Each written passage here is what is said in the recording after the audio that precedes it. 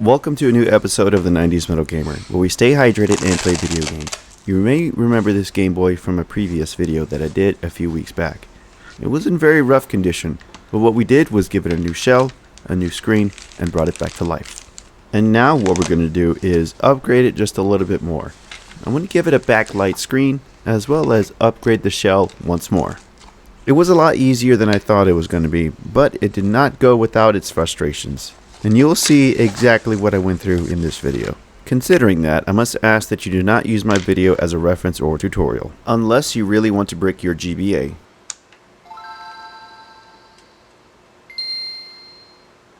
Let's get started. And then the Lord said, I want to see your tiny head.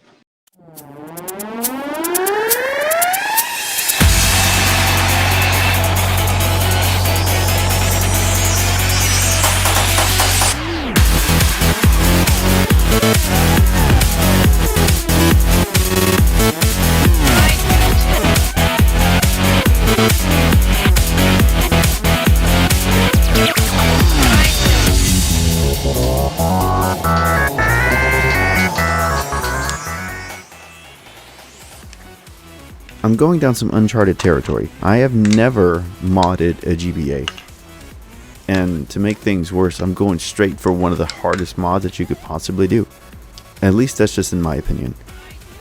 But if I'm going to have complete transparency with you guys, I went the easy way out. GBA modding is very much alive and well in 2023. If I were to have gone the hard route when modding this GBA, I would have needed to cut out pieces of the screen insert in order to make room for the bigger backlit screen. And if you know how I work, the hardest route will not always yield the best results. There's always a more efficient way to do everything. So, to make it easier for myself, eBay user God of Gaming sells a complete package for modding your GBA.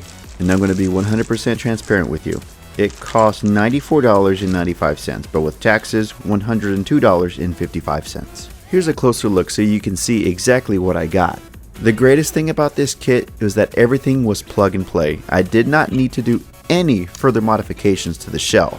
If you remember my previous video about this GBA, you probably remember the rust. And here is the remnants of it. It really does not seem to be causing any further issues. The bad thing about this kit is that there were no instructions that came with it, so I was doing everything by faith and common sense. I mean, if I have the ability and the skill to repair a GameCube, I'm pretty sure I can mod a GBA with no issues.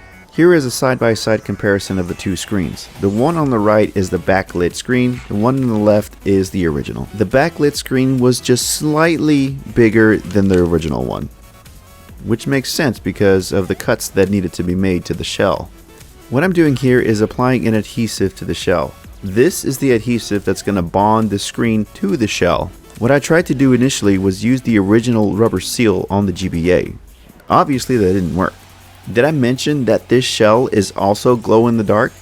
Talk about living in the 90s. I'll show a clip of it at the end of this video.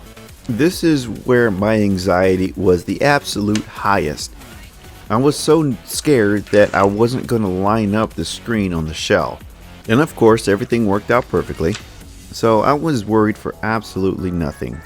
Of course, even though it was inserted properly, I was still worried about bricking this thing. Because once again, I have never done a mod like this before. So all of this is completely new to me.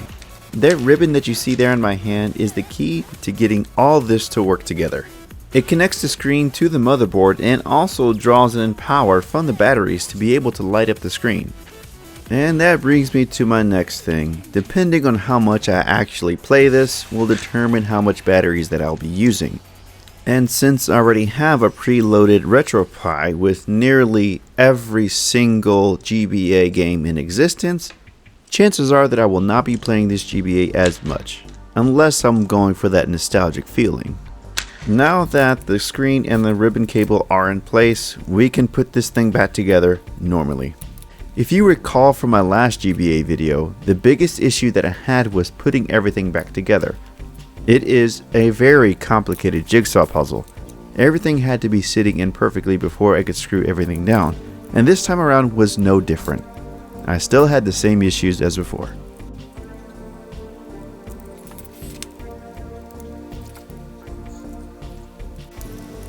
And because it took me much longer than expected to put everything back together, I'd had to cut out a lot of extra footage from this video. These outside screws gave me some trouble as well. I had the same issue as the motherboard screws. Once again, since this is a brand spanking new shell, I kinda had to force the screws to get in there. But this does no harm to the GBA.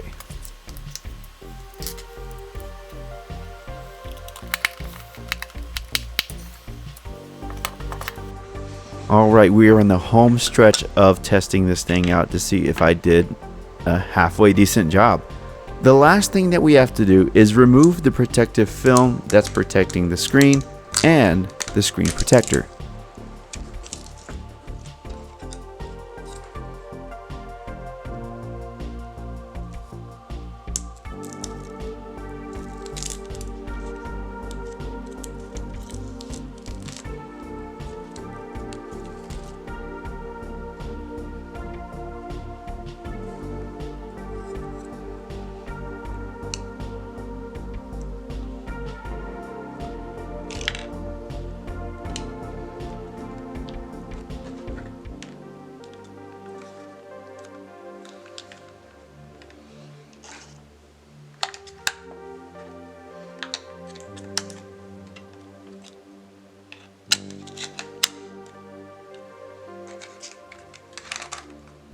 Alright, here it is, the moment of truth.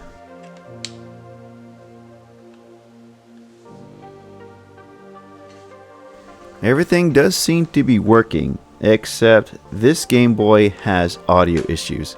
The next thing I'm going to have to do is replace the speaker.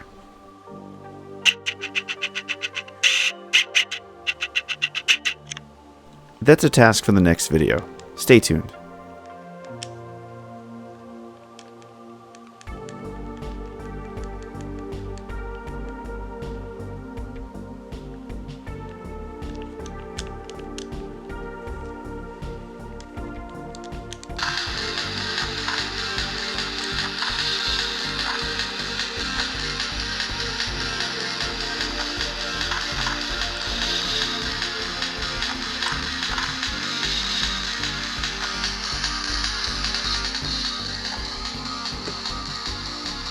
The audio just kicks in and out whenever it wants, and that tells me it's got a bad speaker.